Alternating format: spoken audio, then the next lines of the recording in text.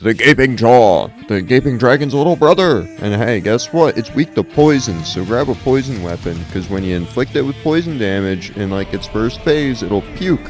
But don't get hit by the puke, because it hurts. Similar to the Gaping Dragon. And you know what the name of the game is? Don't get grabbed. Because getting grabbed is like an insta-kill unless you've got things specifically for it. Speaking of which, the best stuff to bring against this boss, damage negation on hit, because if you get grabbed, you'll survive it. Then the problem is, you're probably going to bleed to death. In which case, make sure to eat all of your red boluses you find, because it'll give you more of that nice juicy resistance. And this boss gave me a little bit of trouble, because its grab, I keep on thinking is going to go further than it does, but he actually just unleashes it, and then you're grabbed and dead.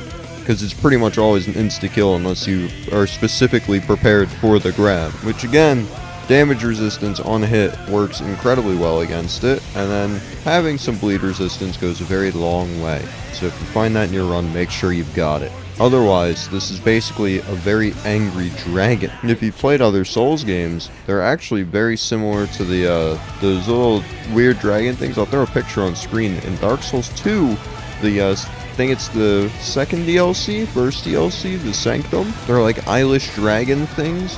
It's kind of similar to that in terms of design. Other than that, it's very different. And it's pretty cool. It's very aggressive dinosaur that runs around doing whatever. And it has a very, very deadly grab attack. It's got two different grab attacks it'll do.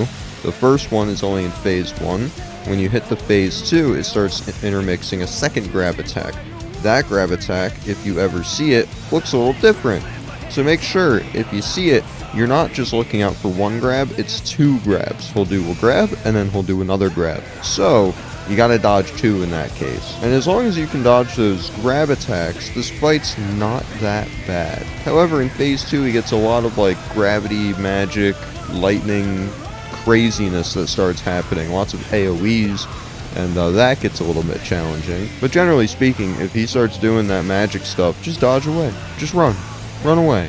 If he's doing his like charge up and everything gets all purple, run backwards, see where the rocks come up, dodge it, get where the rocks aren't. There you go. Because if you're too close, you start taking a whole bunch of damage just from electricity all around you. Now at this point in the game, if this is your first time fighting it, you have Duchess unlocked. Same with Revenant. Revenant, don't care. Duchess though, awesome. And she's gonna do some work in this fight. That's how I beat it. I think it was like my first time using Duchess. It's like, let me just get the cheat code real quick where I can double dodge, and there you go. Because what's the best way to dodge a grab attack? A character that has all the iframes in the world, where you can just keep dodging and dodging and dodging and dodging, and he can't even grab you. Mix in some luck, you get a poison dagger, a bleed dagger, or whatever, it helps you with some status elements, there you go. You got a ton of damage, you're all good to go. But Duchess is also more of like a spell blade anyway. Not how I play her. I like to just run in with daggers and go silly mode, and then pop her pocket watch, and boom, I see the little damage ticks up. It's very satisfying to me. But her dodges are super overpowered. She's kind of frail, but that's because she can double dodge. So if you're struggling with pretty much anything in this game, just use Duchess. That's kind of what I came across. If you're playing solo, Duchess and Wilder are incredible. Wilder can insta-knock stuff down with the charged ultimate, and then you just go crazy with some damage, and then take the riposte, and you've done like a third of its health. With Duchess, you just keep on dodging and dodging and dodging, and if you need to reset an encounter, pop the ultimate, take a second to breathe, and then get right back into it. But this boss is pretty neat, because it's kind of aggressive, and it likes to create space, but it also, you're going to be right up on its feet constantly. But because it's so large, you can kind of just get away with doing a lot on it. The one character I'm kind of iffy on with this boss is Executor, just because the most dangerous attack is a grab, so you don't want to get caught with your pants down with your cursed sword out, and then not be able to dodge through the grab, because the dodge is less useful in that mode. But yeah, it's weak to poison. Have some poison if you've got it. Poison pots, poison grease, poison weapon. If you see poison on the map, just take some poison with you. Especially in phase 1, you can just kind of get through phase 1 very quickly. And then phase 2 is just nice supplemental damage.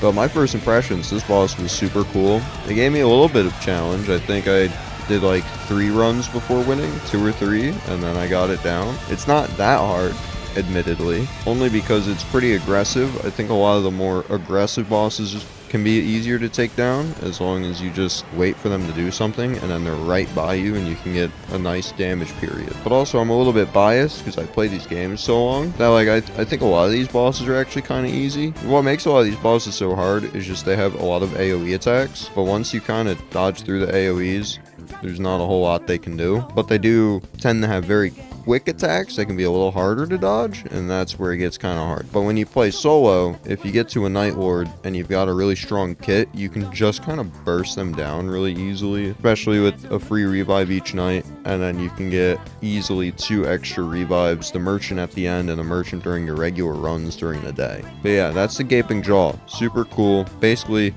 Gaping Dragon, but what if it was an Elden Ring? Oh, wait a second. Gaping Dragon is an Elden Ring. It's just they didn't change its moveset at all, so it's exactly the same. It's so slow, but I love it. Its OST is so good. Alright, that's Gaping Jaw. Bye, everyone. I'm gonna get back to playing more of the game now.